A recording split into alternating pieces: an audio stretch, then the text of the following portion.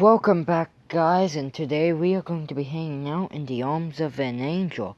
We are looking at the cleric homebrew classes today. I am your host, Bill Gold, and welcome to the Arcana ASMR. Today, the cleric homebrew class we'll be looking at is the Abandoned Domain by SJF Zone. Made in January, February, March, April, May, June. Okay, June 8th, 2019. So just over a year ago. So let's go to the details page and get right down to the video. I am sorry that this video is so late. So let's get started before it gets any later. Nearly all clerics pray to a god, and their belief in them is what gives them their powers. However, some clerics worship dead powers, or gods that prefer not to give powers to the unworthy or the unproven. And some have lost their god's trust, leaving them without power. These are the clerics of the Abandoned Domain. So, yeah, this is going to be like one of your edgier characters. Probably work well with the Vigil 1.3 Paladin subclass. Okay, spell collection. You have an empty place in your soul where the domain spells would usually reside. Ignore domain spells that this class give you as they are placeholders. Thankfully for you, that space can be filled at level 1. When you successfully save against the spells that is 5th level or lower, you can use a reaction to add that spell to your list of prepared spells. The next time you finish a long rest, if you can use that spell slot... Wait, hold on. If you can use that level of spell slot for the first 2 spells per spell level you used this ability with, they are added to your list of domain spells, even if you can't yet cast at that level. During a long rest, you can also use a spell scroll to add to the spell to your list of prepared spell. If you can cast it, adding it to your domain spells. If it is of an appropriate level which is not filled yet. Okay. Empty soul. At first level, your soul feels empty. Would not know why. And it craves any kind of healing. Whenever you are healed, you are healed for the maximum amount of hit points possible from the source of healing. Wow. Channel Divinity Healing Pool. At 2nd level, you can expend 1 use of Channel Divinity as an action to make a melee spell attack against 1 creature. On a hit, the creature takes poison damage equal to 1d10 plus your cleric level. Then you can add the amount of hit points into a healing pool equal to the damage done, separate from your health. As a bonus action, you can add any amount of hit points to a creature you can touch, including yourself, by spending an equal amount of hit points from your healing pool. So at max, you can heal yourself for 30 hit points. So yeah, take that into consideration. Divine Resistance. At 6th level, your distance from divinity has made you resistant to the effect of certain extraplanar blings. You're resistant to radiant damage as well as any other damage types only when it is dealt by any creature considered fiend or celestial. also have advantage on saving throws to resistant non-damaging effects by fiends or celestials if the effect is magical or inflicted by magical means. Unless you choose otherwise, any effect paired with damage are not resisted. I like that because that is showing that you have been away from it. And honestly, for flavor, I would just play an ASMR for this, just to piss off the gods. But, what I could see people doing is, like, you start with, like, your 5-foot aura, and as you level up into this abandoned cleric, your aura slowly gets smaller. As if, like, your god has recently died. Which I think would be a great way for this. Like, especially if we could transfer this to 4th edition. Because, the Lady of Pain dies.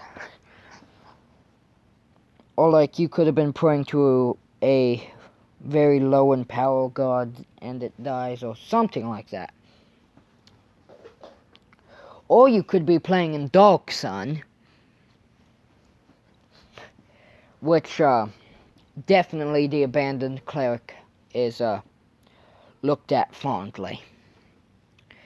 Divine Strike. At 8th level, once on each of your turns, when you hit a creature with a weapon attack, you can cause the attack to deal an extra 1d8 damage of the same type dealt to the weapon to the target. When you reach 14th level, the damage increases to 2d8.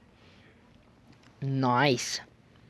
That's really nice, because especially with your limited spells now as a cleric and as this abandoned cleric, I would say that weapon stuff is going to be main.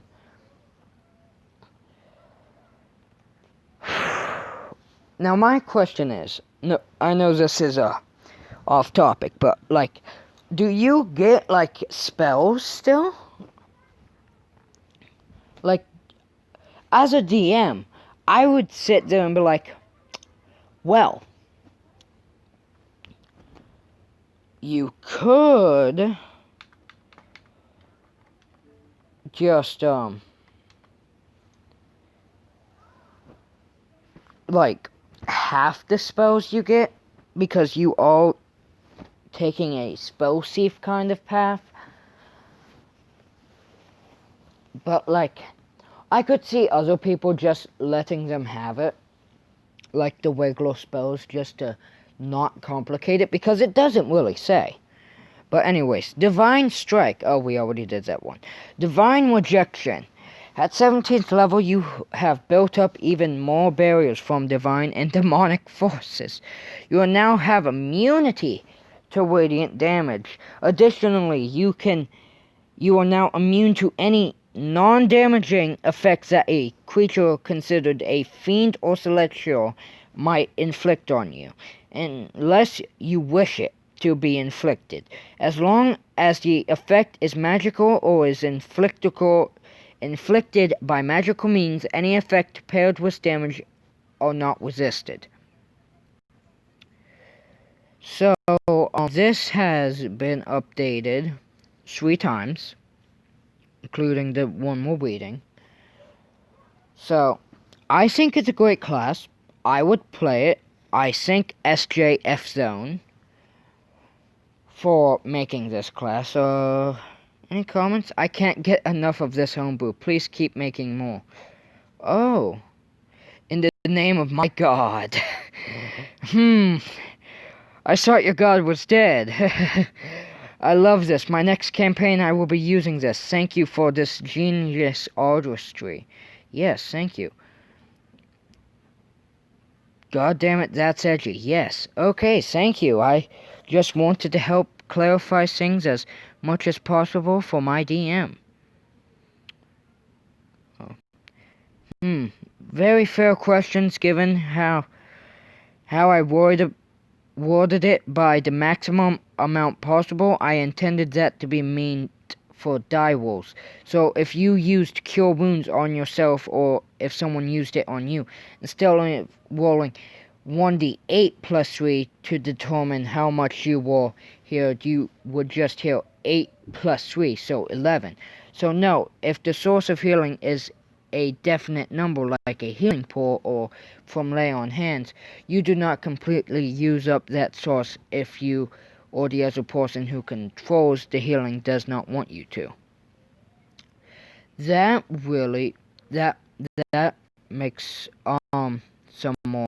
I decided on poison damage because I felt that mechanically it was the opposite of radiant damage, consistently infective against both fiends and undead, in addition to a fair amount of creatures. If your DM approves it, though, you can absolutely use force damage, although I'd recommend necrotic instead if you feel poison isn't doing it for you. So yeah, this is all. Yes, I do personally use the rules that you don't have to add them to your domain spells, as domain spells cannot be removed once they are added, but that's optional. That's nice. I meant, a fair question. They can come from any class spell list by, if you can cast it, I meant you must be able to cast spells at least a high level in as the scroll. For example, if you are a sword level cleric who can cast second level spells, had a scroll for spider climb, which is a second level non-cleric spell, then they could add that to their domain list. However, if the same cleric at the same level had a fireball, a scroll for fireball, they would not be able to add it yet. They'd have to be at least 5th level to add it, since that is when they unlock sword level spells. That is what I suspected. However, this detail would be easy to house rule differently while still keeping similar gameplay. I mean, yes.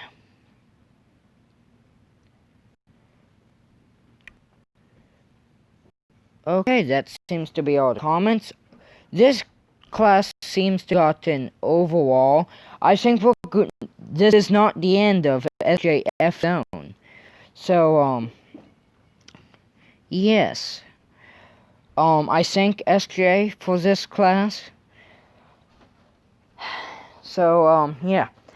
I hope you guys all have a great day. Yes, this is where we are ending the video. I hope you all have a great day. Probably make another one for today because I technically skipped yesterday. But either way, I hope you guys have a great day. Remember to like and subscribe. And I'll be seeing you. Crap.